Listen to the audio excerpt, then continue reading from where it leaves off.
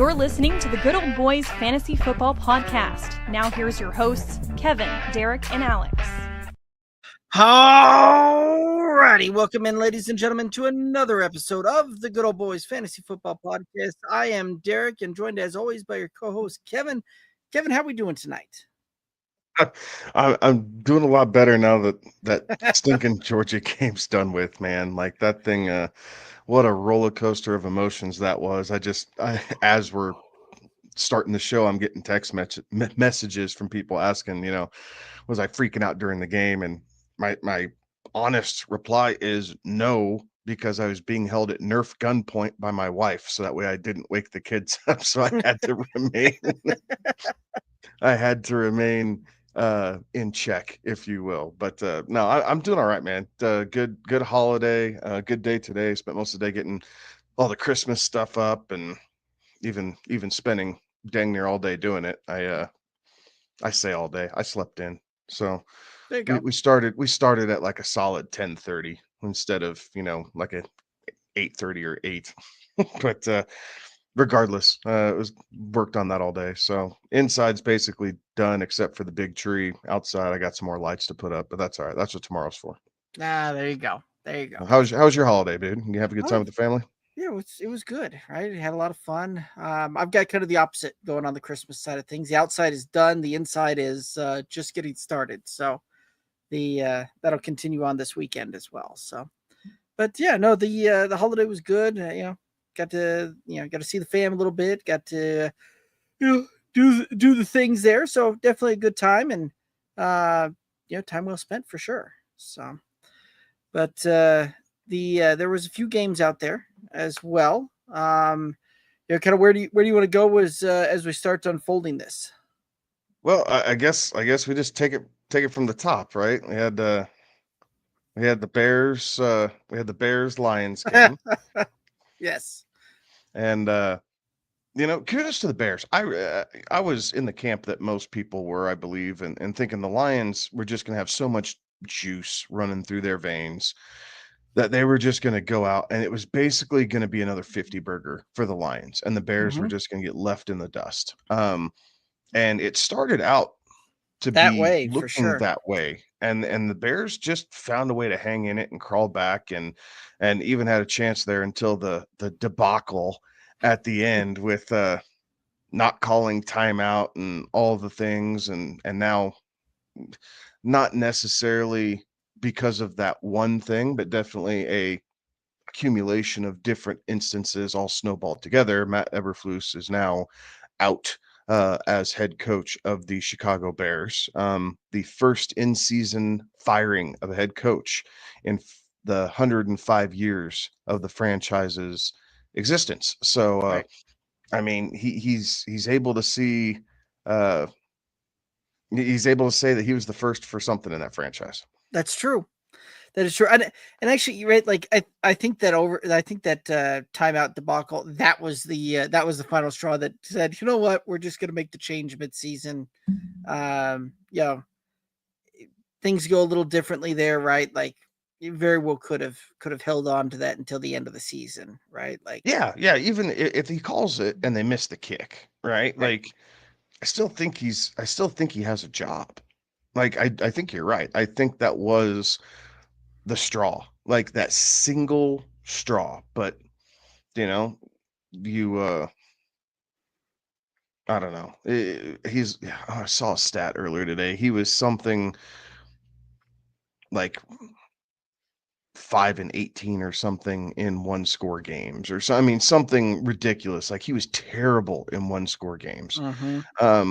And truthfully, that's what the NFL is, right? Like on the flip side, we saw Kansas City today, and I know I'm jumping ahead just a little bit, but we saw them win their 14th consecutive one-score game, which is an NFL record. Like so you just see, in back-to-back days, the polar opposites of kind of the importance of that, because realistically, if Kansas City couldn't win these one-score games, we would be talking about the LA Chargers leading this division right now and not the Kansas City Chiefs. So, it it makes a lot. So that game was crazy, but David Montgomery going from questionable and not really sure how that shoulder was going to be to, the dude touched the ball 23 times in that game, got a really heavy workload. So, I mean, Monty, not that he's injury proof, and he definitely buckled up his chin strap and hulked out for the Thanksgiving morning game. So, Right. kind of there you have it. Well, Go ahead.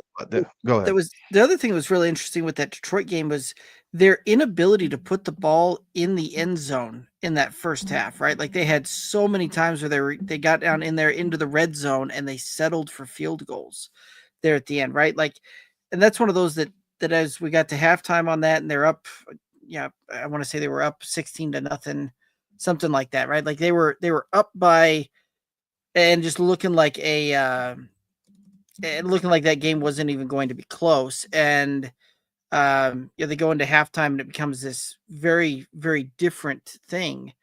It makes me wonder that if they were up 30-0, which very well was in the realm of possibilities, they punched some of those field goals in for touchdowns, right? Like that typically has a very different connotation, very different feel for a team that comes out at half, right? Like down 16-0 is different than down 30-0. And you typically see teams like, oh, let's just get through this one so we can get home and go spend time with the families. So that was kind of one of my takeaways I had in that first half was what was going on with this offense and not punch the ball in. Yeah, well, exactly. It's very unlion like, right? But it allowed the Bears to stay in the game, because when you get the ball coming out of halftime and you're down 2 scores, whatever, you think, okay, look, we need one drive right now. And one drive puts us back in the game, and then we kind of let momentum take its course and go through it. And it happened there for a second, right? And not that the Bears never took the lead, right? Bears never took the lead, but they were chomping at the bit and they had their chances. Right, they sure did, and just never could quite finish it off there. So, but that was an interesting one.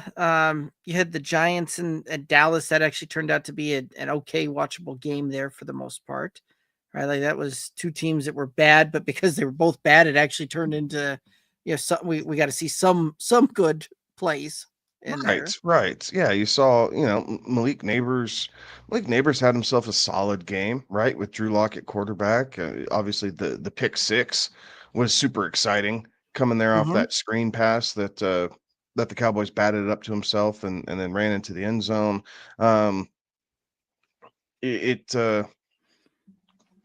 It was okay. Cooper Rush did just enough. The Cowboys defense the last few weeks has been playing a bit better as they've gotten healthier. But it's the damage has been done for that team, right? And what are they, 5-7 now? 5-7. They got a heck of a road to climb. I mean, they basically have to win out. Right. For a real legitimate shot at a wild card spot, because there's probably 3 coming out of the NFC North. Yeah, very well could be, right. The Commanders and the Eagles are not going to do them any favors by letting them into the conference side of that. So, yeah, I would agree. It's pretty much win, and you have to win out to even have a chance to get into it. So. Yeah, I mean, and for all the Cowboys' dysfunction, they're 3-1 in the division. Like, I don't know. I don't know if that's good or bad necessarily, right? But if you can stay above 500 in the division, generally you're going to be okay. Generally, not always. And this is kind of one of those not always type seasons. Like, if you just would have given that statistic, said, all right, here we are. We just played the Thanksgiving Day game.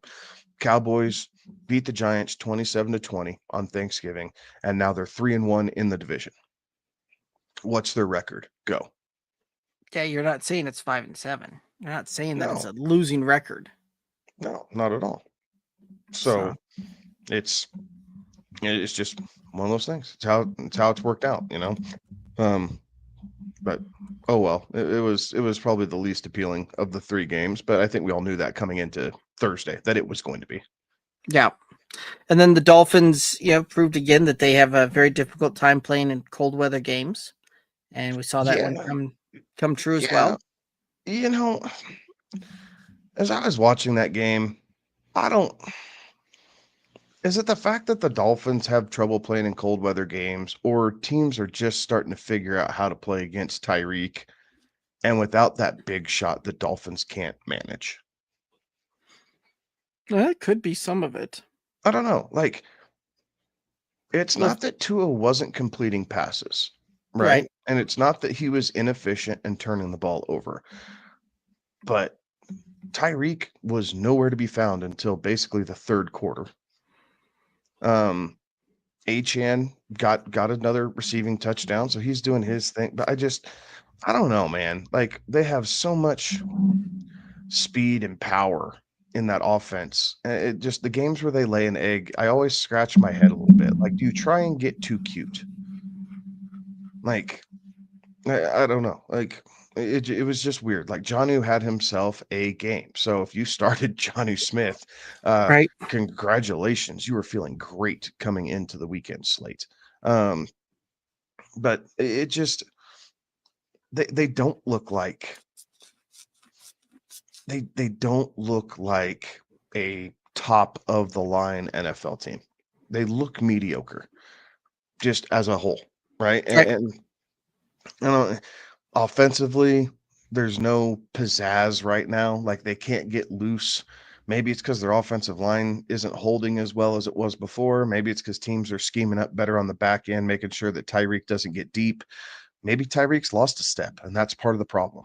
Like, so there's a couple different things there, but I don't know. I mean, 2 weeks ago, you had Jalen Waddle go buck wild, and then he was relatively non-existent in this game against the Packers, and I don't know. It was just, maybe it's cold weather. Maybe it was just lack of preparedness. Maybe it was the fact that the Dolphins defense just couldn't get off the field at the right times, and it just kept putting their offense in a hole before they kind of got acclimated to the game. Like, just kind of all the things. But it was a good showing by the Packers, and it was pretty dominant from start to finish, right? They had Josh Jacobs, you had Jalen Reed with a couple touchdowns. Could have been worse, right? They had a couple big plays. I'm thinking specifically, was it the third quarter, that pass interference on like that 45-yard bomb to Watson, where they just didn't call it, and everybody in the stadium saw it except for the umpire. Like, I don't know how you don't see that guy hitting Christian Watson, 2 steps before the ball is even within fingertip grasp. Like, it was just, that wasn't even bang bang. It was so delayed, but whatever. It didn't hurt the Packers that much. So good game, but Packers look good. They probably looked the best out of any of the 6 teams on Thanksgiving Day. Yeah, I would agree with that. Right, the Lions certainly looked flat in that second half, and Chargers certainly, or the Packers certainly played a complete game there for sure. So, and then we had the game today, and the Chiefs, managed to find a way to do what they do, which is seem to pull out very close games and tight games, and just find wild and crazy ways to squeak out victories. Yeah, Yes, I don't have a whole lot to add. I've only seen the highlights of the game. I did not watch it. I was setting up stuff and doing my husband duties, since my wife was nice enough to let me watch all 3 games yesterday without interference at all. So I stepped up and did the right thing today. Got some stuff done around the house, knowing I was watching the Georgia game tonight, knowing I'm going to be watching a lot of college football tomorrow after I kind of finish up some things that I need to do in the morning. And then Sunday, I'm probably going to plant my butt in front of a TV and watch NFL games after church. So it just, I didn't watch that game. I had no time, I guess, today to watch that game. Fair enough. That was one of those, I saw some notifications that the I looked at my wife at one point because we were busy doing stuff as well, and I go, man, it's weird. I haven't seen. I'm like, my phone hasn't been going off with all these notifications from big play here or touchdown here, or, any of these types of things. I'm like, that's kind of weird because that game's been going for a little while now, and then I got the notification that it's going in the fourth quarter, in the fourth quarter that they're tight, and that's kind of where I started tuning in a little bit and watching some of that one there. But yeah, that one did not have much appeal for me throughout that, so I'll catch some of the hyper replay side of that here probably later tonight. But it's a good one. Any other kind of thoughts before we start hitting up some of the comments in the chat here? No, let's go ahead and get to them. They were nice enough to wait on us until we had the late start here tonight. Right. All righty. Jamie over on YouTube saying happy holiday with the turkey emoji. Absolutely. That's happy right. holiday to you as well. Jamie, I hope you had a great holiday. But from one football fan to another, I hope my Monday night goes better than your Monday night. There you go. Jamie, of course, being a Browns fan, and both of us here Broncos fans. So Binkin saying that the Georgia Tech versus Georgia goes 8 overtime and Georgia gets the win. That very well may have contributed to the later start tonight. So. Oh, that was absolutely the late start. I did not anticipate 8 overtimes. Like, I was just kind of salting my way through the game, and then they tied it up. It's like, oh crap! Like, I can't leave now thinking it'd be over in 1 or 2 overtimes, and 8 overtimes later, it's like, oh my gracious! Like, it was. I was definitely on the edge of my seat, literally, like on the edge of my seat, elbows on my knees, hands on my head for most of that. There you go. Jamie saying, to be fair, Eberflus shouldn't have been the head coach going into this year. Going back to some of that Eberflus commentary there. Oh, I don't disagree with that at all. Eberflus is a terrible head coach. Alrighty, and then Binkin saying that the slate carries a lot of close games this Sunday. Yeah, there should be some good matchups there for sure. Hoping so. Yeah. Richard over on YouTube asking and saying that they need a flex full point PPR. Otten, Brian Thomas Jr., Najee. It's a must win game. The other tight end is Kittle. I think you're playing Kittle for the tight end for sure. Yeah, I think I'd agree. He's playing Kittle and tight end. So Brian, I would not start a tight end in a flex for full point PPR. Unless there is a massive premium type of thing, and the 2 tight ends that I'm struggling on dealing with were like Brock Bowers, Trey McBride, TJ Hawkinson, George Kittle type of range. Like having 2 of those 4 that I kind of mentioned. Okay, maybe I'll take the stab at that. Travis Kelce also in that. I would have, name power would have been on that road there as well. But yeah, between Otten and Kittle, I'm playing Kittle, and then I'm playing Najee in the flex. I think I'm leaning Najee too. You don't know what the quarterback situation in Jacksonville is just yet. Trevor Lawrence is questionable, but even if he comes back, what do they really look like? Are they starting to give up? Are they kind of enjoying the spoiler role here down the stretch? I like Najee. I think the Steelers Bengals game's going to be fun. It's going to be pretty hard nosed. The Steelers want to slow that game down and make it dirty, and the best way to do that's with Najee Harris. Absolutely, and yeah, Brian Thomas Jr. probably has a little bit better matchup against Houston, but yeah, I think we're going to see Najee probably get 20 plus opportunities in this game. So I'm right there with you on that one. Jamie over on YouTube, if Roshan didn't get injured, think the Bears could have won. Potentially, yeah, it's possible. I mean, that concussion knocking them out takes kind of their power running game out of what they're wanting to do. Yeah, I mean, clock management also puts a whole different spin on that. Yeah, so I don't disbelieve it, but sometimes it's hard to say. Alrighty. Jason over on YouTube asking to start one. Purdy has got the injury and Snow.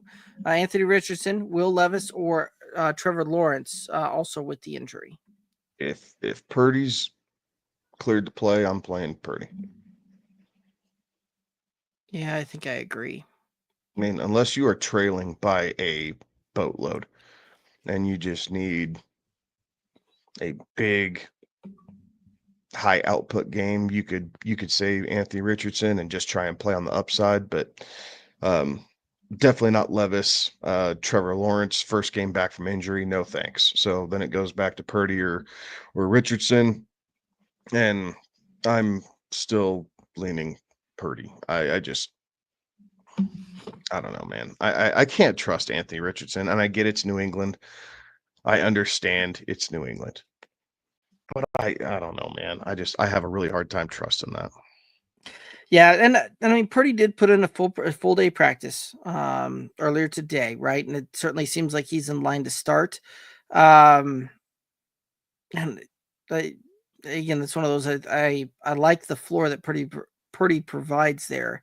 Anthony Richardson certainly has the higher upside due to all that rushing ability, but I'm right there with you, right? Like you made that mention earlier that unless you're trailing and you had you need some big pop and you need to try and overcome some performances from Thursday and Friday this week, and I'm going to go with Brock Purdy in that situation as well. Any other thoughts on this one? No. Binkin over on YouTube, Seattle defense or New England defense for DFS? I think New England provides the biggest pop, making Richardson play in cold weather in New England in the elements. Like, it's going to be his first game as a pro in kind of that cold, wintry weather there in Foxborough. Like, I'd take my chances and go New England there. Yeah. The Jets are still in that kind of weird space. Like, we don't really know what we're going to get out of that team there. And I do believe that the Patriots may be a little bit more of a contrarian play on that one. And for DFS, I lean a little bit more on the contrarian side of things there. I know Seattle's projected to be a little bit better, score a few more points there, but I do like that New England call there. I'm right there with you. Big Trev over on YouTube, have a start sit question, full PPR, start one, Pollard, Rachaad White, Brian Thomas Jr., Tank Dell, Njoku. Thanks, fellas. Slightly favored right now, but they are the underdog. Okay.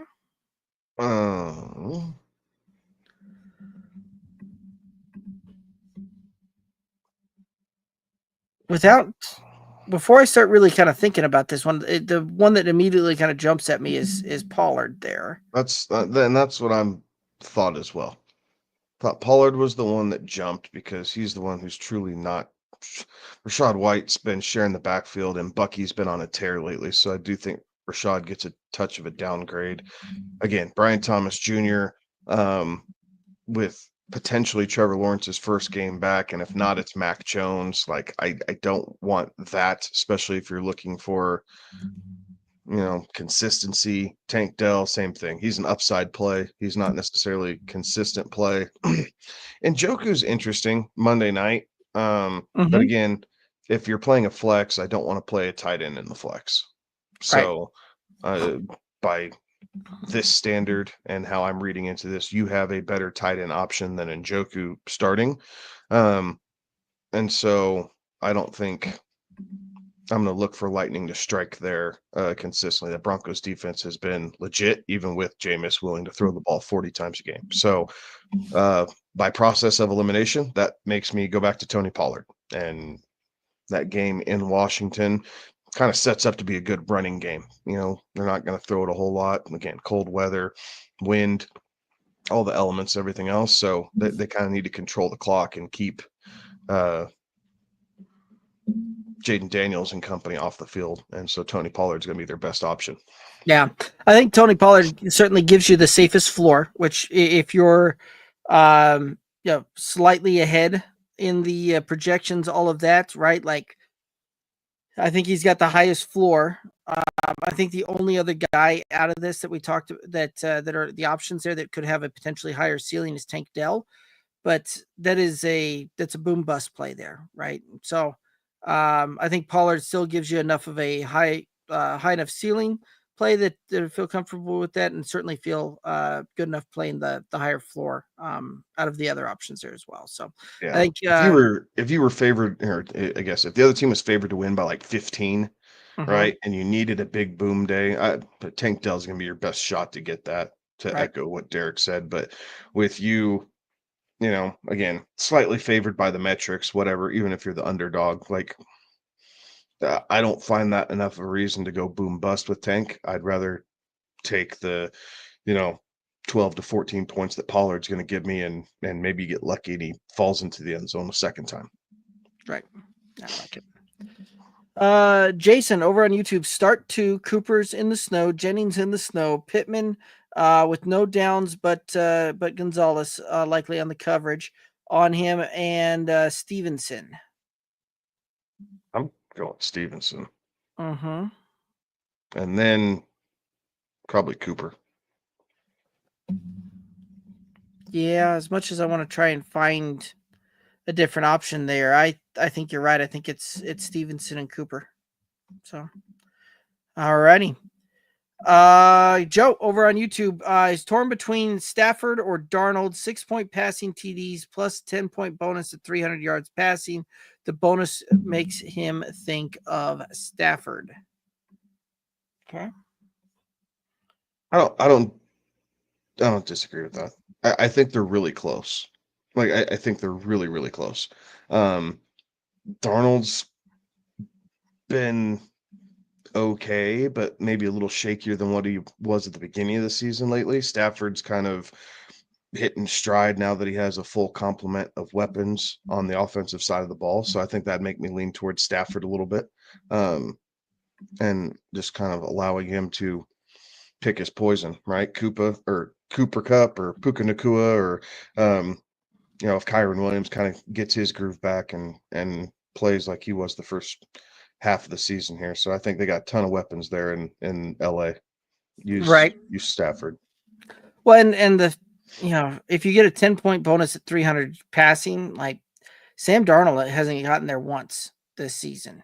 Stafford, while he's only gotten there once, 3 of the last 4 games he's gone over 290 yards passing. So like you're in the ballpark there, and I think that we're going to see something similar to that this week against New Orleans. So I lean on the Stafford side there as well. This is one of those that when we look up, is it going to surprise me if both of these guys finish within probably half a point to a point of each other if neither one of them gets the 10-point bonus? No, I think that's probably where you're looking at, but I think Stafford gives you a better shot at getting that 10-point bonus. So that's where I would lean as well. Any other thoughts on this one? No, sir. Richard over on YouTube saying to Joe, Stafford is hitting his stride. Jason over on YouTube saying start 2 Adams, Harrison, Pittman, and Cooper. So Adams is my for sure. This game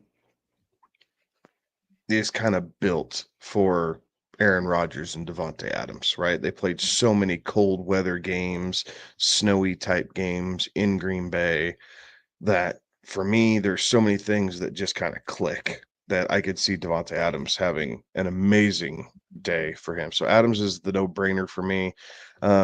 And I'm going to take Harrison at home. No weather, again, at Arizona, you don't have to deal with the snow. You don't have to deal with the elements because they have the retractable roof. If they decide to get a blizzard in Phoenix, they'll close it down and the elements will be controlled no matter what. So elements don't help wide receivers at all. Like they make it much more difficult to kind of predict how wide receivers are going to perform. So I would lean Harrison, take all that out and just know that guess what? It's going to be 85 and sunny there in Phoenix. And then you just in a likely climate controlled dome on top of it. So, co-sign on that one. I don't think I have anything to add. Joe over on YouTube saying thanks, Richard. Now that he has weapons back, definitely leaning towards Stafford. Richard giving him a thumbs up. All right. IP over on YouTube saying that should I start the Commanders kicker, Gonzalez or Chase McLaughlin?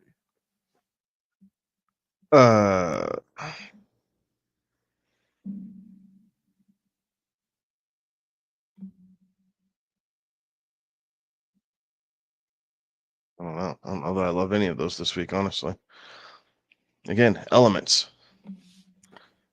Nah, McLaughlin's at Tampa. That one, they're in Carolina. Or excuse me, at Carolina. So yeah, that's probably your safest bet. Again, least amount of elements possible for outdoors.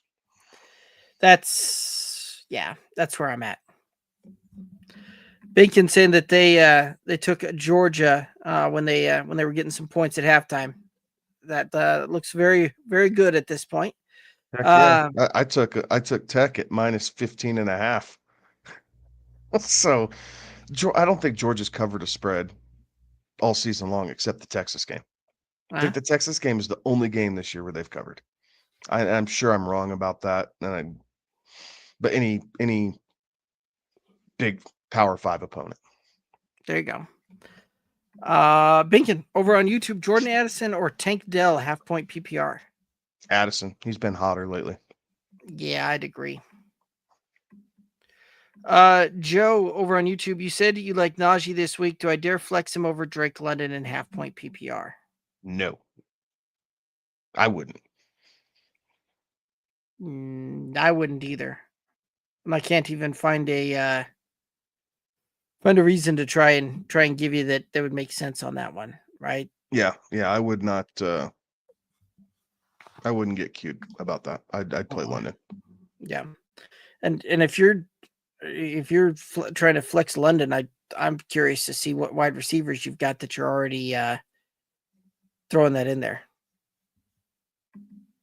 So let us know. Apparently I missed this one, but IP 14. Should I start Stroud or Burrow? I have both Nico and Higgins starting too. It's got to be Burrow riding that hot hand, doesn't it? I think so. I think it might be a little uglier. I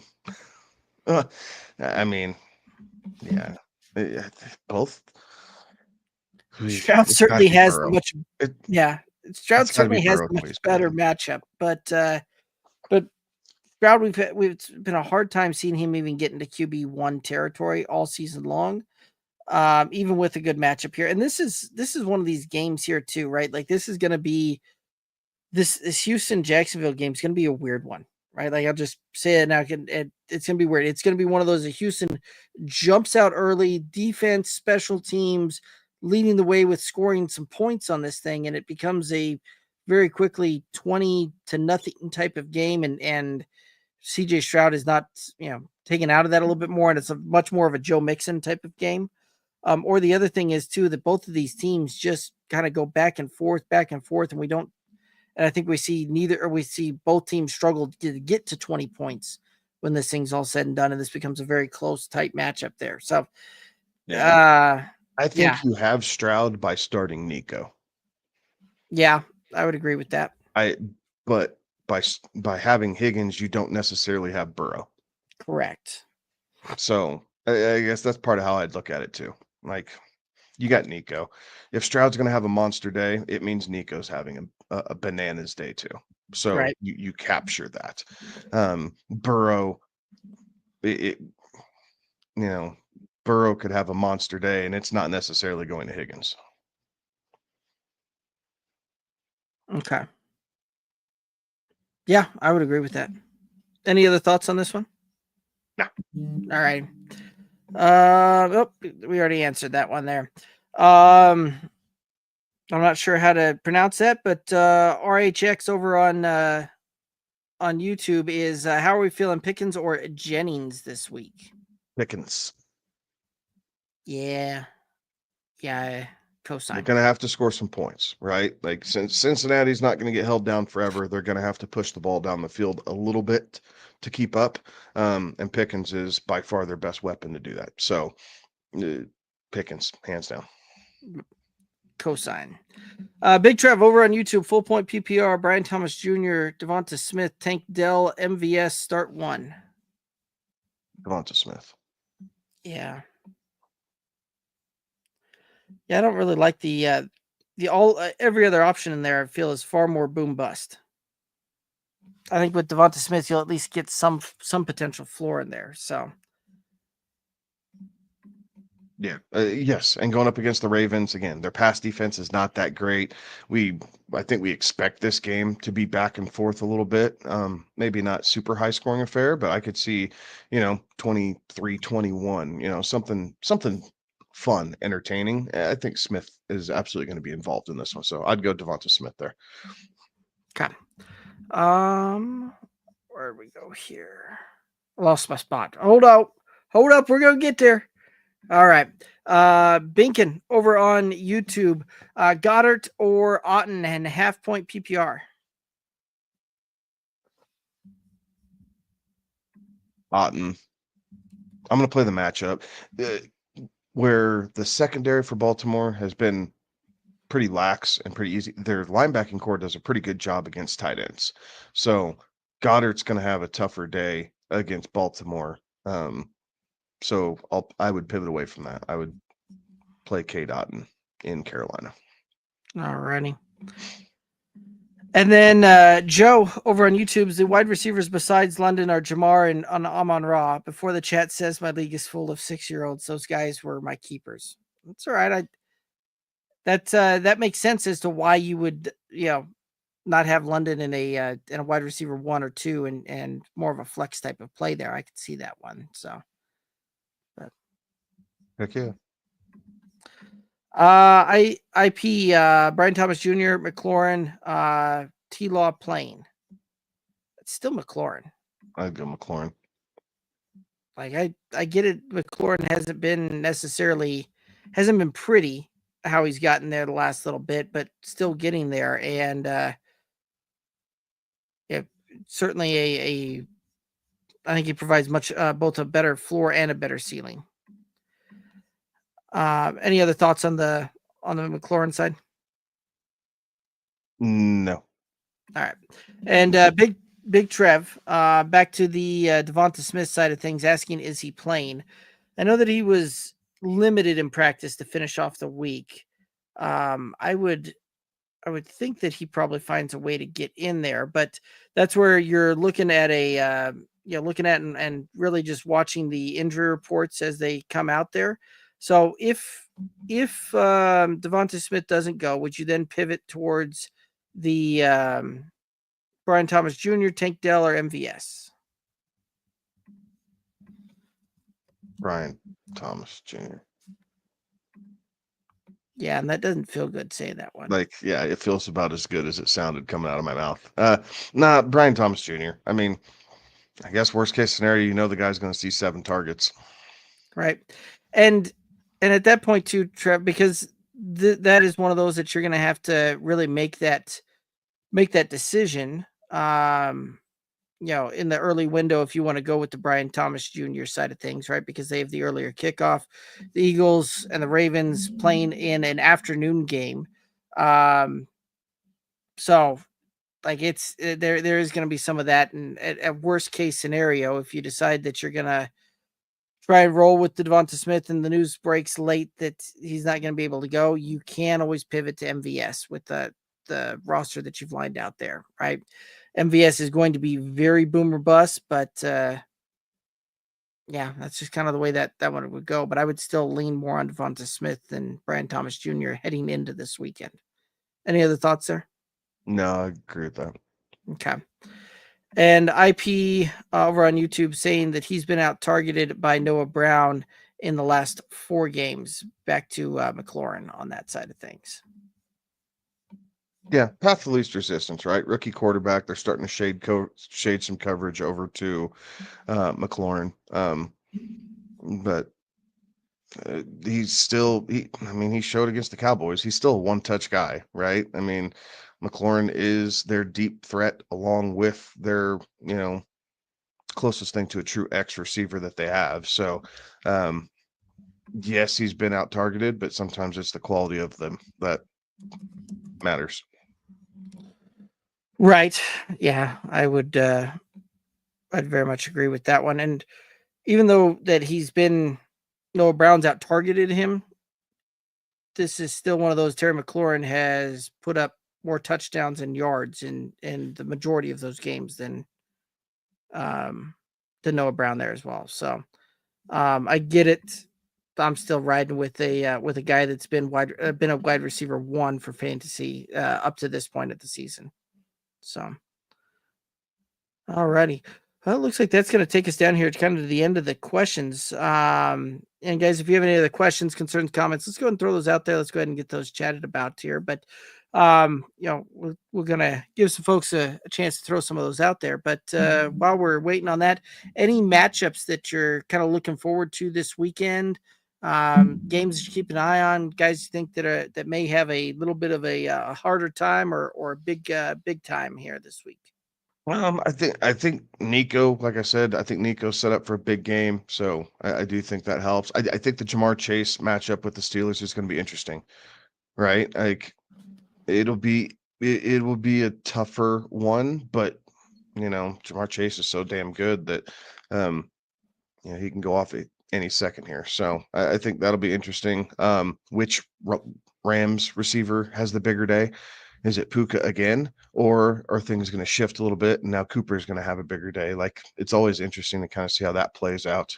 But like we said earlier, it's a lot of good matchups, really, like a lot of even matchups, if you will, playing against each other. The Colts and New England, not necessarily desirable in fantasy or real life, but the game should be close. Like those teams are probably pretty evenly matched as far as what they have to offer here right now. So it should still be a very close game. Arizona's been pretty hot lately, so them and Minnesota, I think will be a sneaky, really good game. I think it has like sneaky potential to be a really high scoring game. Minnesota's defense has given it up a little bit here the last couple weeks after a really hot start. So it'll be interesting to see what Kyler and company can do there. So I think all the way around, I really like the slate here this week. The schedule makers did a good job now that they finally had all the teams putting good games together. Right. Yeah. And this one should be, it was said in the comments earlier, this one should be a pretty good slate of games and a lot of fun there. And this is definitely one of those that there's a lot of folks that are needing to pull out some wins this week and potentially next week to try and win and get in. And certainly some best of luck out there to those folks that are encountering that.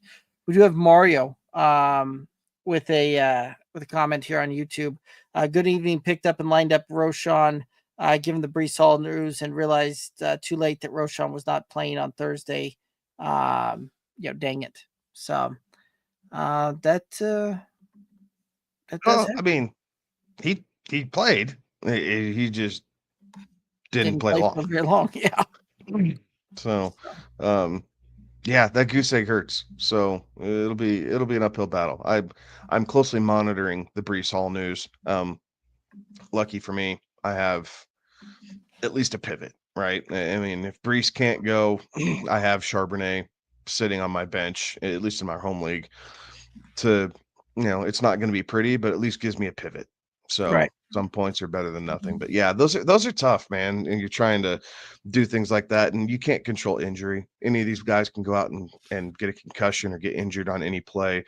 I understand playing it safe with the Breece Hall news.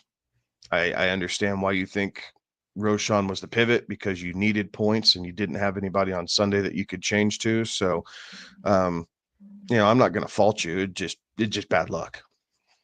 Right.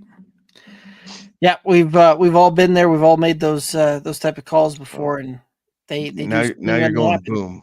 Yeah, yep. Now you're going boom bust plays. So now take a look at your lineup, and you're going for boom bust plays because you got to make up, 14, 15 points that, even if Breece plays, could have gotten you, but you got to find a way to make that up. So you might need a couple changes to the lineup to get big play guys in and just hope they break loose for one or two. Right.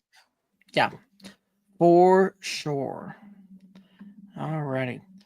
Well, that does appear to be kind of that last comment there.